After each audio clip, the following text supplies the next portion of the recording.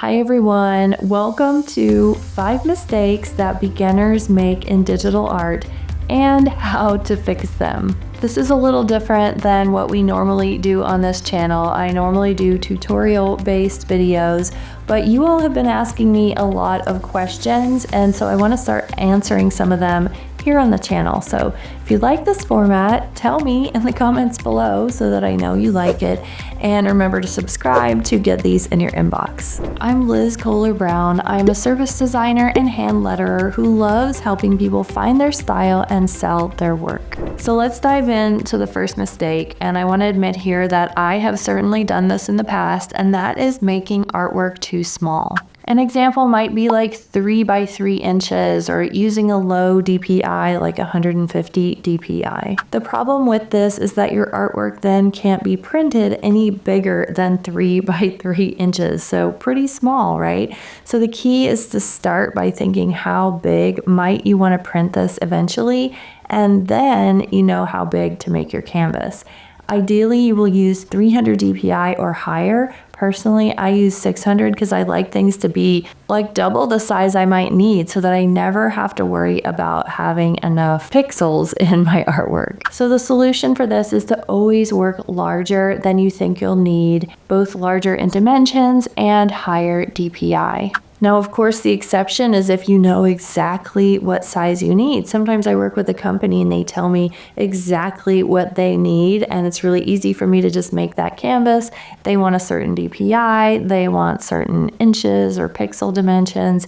That makes it easy. But of course, we don't always know what size we're going to need because we don't always know what the artwork's going to be used for until after we make it. So go huge, as big as you can without running out of space on your iPad or hitting those layer limits that we come up against in Procreate. So go as big as you can without obviously not having the ability to make any layers in Procreate. Another mistake I see a lot is working at non-useful sizes. So for example, like 2 by 10 inches, which what would we even put that on? Or cropping to really unusual sizes. If your goal is to sell your work, I think it's important to get in the mindset of what is this artwork going to be on, or what is it going to be printed on? Not just digital uses, because it's really important for your work to be able to be used in the real world. So for me personally, I have a few different formats that I just always use. One is my greeting card template for the greeting card company I use, and you can check out that video linked below if you want to learn more about how I make greeting cards. And I use repeat patterns, and I work at 6,000 by 6,000 pixels. So I work with vectors. That means I can resize my patterns to any size at all. And so, if you work with vectors, you kind of get this free pass for working at different orientations and sizes because you can resize your vectors to any size at all. So that being said, if you want to learn how to work with vectors, there is a video linked right below where you can learn more about vectors. So the solution for this one is to work at standard sizes for specific products, platforms, or print-on-demand sites. And work with seamless repeats, ideally in vector format, so you can change the sizing anytime. Funny story for you guys, I made this pattern collection once that I was super proud of, and I decided to make every single pattern in half drop, which means the pattern blocks don't line up side by side, they line up like this. I thought I was being super smart by using half drop, but then the company said, oh, we do everything in basic repeat.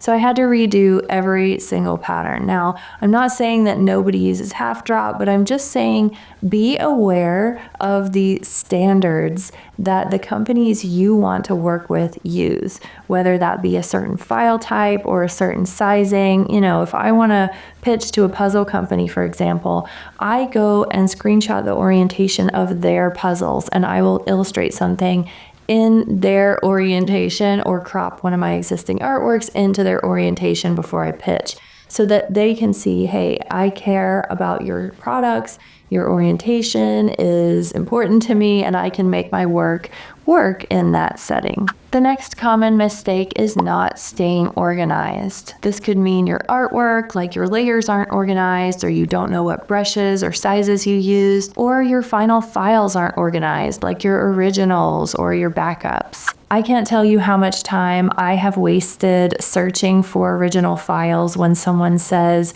oh, actually, we want the orange on that candle to be a slightly different shade. And I have to go search and search my Dropbox and Procreate. So I have learned over the years that the more organized you are, the more time you save. It feels like in the moment that getting organized takes you time, but the truth is that it saves you time because you don't end up searching for that stuff. You know exactly where everything is. For me personally, that means organizing things by date. Everything in my mind is organized by date. So I have a 2024 folder, 23, 22, and I know what artwork I made in that time period. Within those folders, I work in collections. So if I think of a collection I need to see, I can say, okay, I made that in 2024. That's the name of the collection. Here are the original Procreate files and the final vector files all in one folder. So the solution to this one is to decide on a plan for organization and stick to it by name, date, or project. And personally, I like to use cloud storage for backups. I've lost some hard storage devices in the past, and even one I didn't even lose. It just stopped working. It just completely got corrupted, and the company said, sorry, that it is what it is. So for me personally, there's nothing safer than cloud storage. I use Dropbox. This isn't sponsored. I don't work for Dropbox or get an affiliate cut if you use Dropbox. I just find it really simple and easy, but I think any cloud storage that you love that works for you, you should go with that. The next mistake is trying to make your digital art perfect. I would say that AI is already doing that, so we don't really need to do that. I think when digital art first came out, it was this kind of excitement of like, oh, I can do things so much more perfectly than they are on paper. I can do things in a way that's really sleek and shiny. But now we have this sort of regression back to gritty and handmade because AI is doing such a good job at doing that super sleek work. So for me personally, it makes a lot more sense to spend my time trying to bring real grit and handmade looseness into my work than it does to spend a lot of time trying to make things perfect. So I think the solution here is to embrace your humanness, create your own textures, and keep it loosey-goosey. Don't try to make everything perfect. Now, I want to point out that this is a style thing, and sometimes I see some really sleek work done in Procreate or Affinity, and I'm like, that is absolutely beautiful. That is gorgeous. So I'm not saying that is not a good style, but I do think overall things are trending to being more gritty and handmade in general. Another mistake a lot of artists come up against is not being able to work with all the file types, relying on raster files for everything. And then of course, when a company says, hey, can you send that to us in vector format? You're a deer in headlights and you feel like you're gonna lose the opportunity. So for me personally, I don't think everyone needs to be an absolute expert in vectors. You guys don't all have to know everything about vectors, but I do think it's important to know what they are and how to use them, so that if you get into this situation where, let's say Target is like, hey, we love your art, but we need it in vector. Can you do that by tonight? And you're like, oh, now I have to go watch some classes on vectors to even find out what in the world that means.